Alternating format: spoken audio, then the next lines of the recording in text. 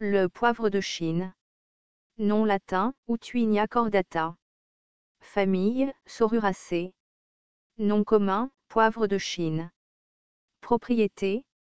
Des études ont suggéré des propriétés antioxydantes, anti-inflammatoires, anti-herpès, anti-dengue, immunomodulatrices, antidiabétiques, anticancéreuses, favorisant la croissance des cheveux, antibactériennes, antimicrobiennes, antiphlogistiques, antivirales, dépuratives, diurétiques, emménagogues, fébrifuges, hypoglycémiques, laxatives et ophtalmiques.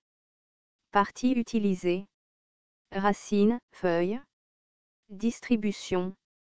Asie de l'Est, Philippines, Corée, Chine, Japon, Himalaya. Souvent trouvée sous forme de mauvaises herbes dans les champs humides. Botanique. Le poivre de Chine est une plante herbacée vivace de 0,6 à 1 mètre. La partie proximale de la tige traîne et produit des racines adventives. La partie distale de la tige pousse verticalement. Les feuilles sont tall turns, largement en forme de cœur de 4 à 9 cm de longueur et de 3 à 8 cm de largeur, développant souvent des taches rouges et jaunes. Les fleurs sont jaune verdâtres, portées sur un épi terminal de 2 à 3 cm de long avec 4 à 6 grandes bractées basales blanches. Constituants. Le criblage phytochimique a donné des composés de flavonoïdes, de saponines, d'alcaloïdes, de tannins et de stéroïdes. Utilisation culinaire. Cultivé comme légume-feuille, utilisé dans les salades, ou comme garniture à base de plantes fraîches. Les racines sont comestibles, mangées crues en salade ou cuites au curry.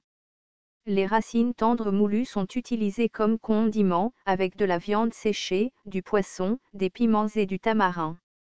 Les feuilles sont également utilisées comme thé en Corée. Médecine rurale. En médecine chinoise, le poivre de Chine est utilisé pour la diurèse, la désintoxication, les tumeurs malignes et les affections pulmonaires telles que la bronchite, la bronchopneumonie, les abcès pulmonaires, la coqueluche. Également utilisé pour le traitement de la kératite, de l'orchite, de l'inflammation pelvienne. C'est un ingrédient dans environ 50 sortes de prescriptions traditionnelles chinoises. En médecine traditionnelle chinoise, la plante est utilisée pour le traitement du stress.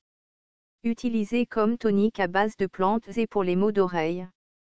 Les feuilles sont utilisées pour le traitement de la rougeole, de la gonorrhée, des maladies de la peau, de la fièvre, des hémorroïdes. La plante entière est consommée crue pour abaisser la glycémie. Le jus de feuille est utilisé pour le traitement du choléra, de la dysenterie, de la purification du sang et comme antidote. Danger, aucun connu.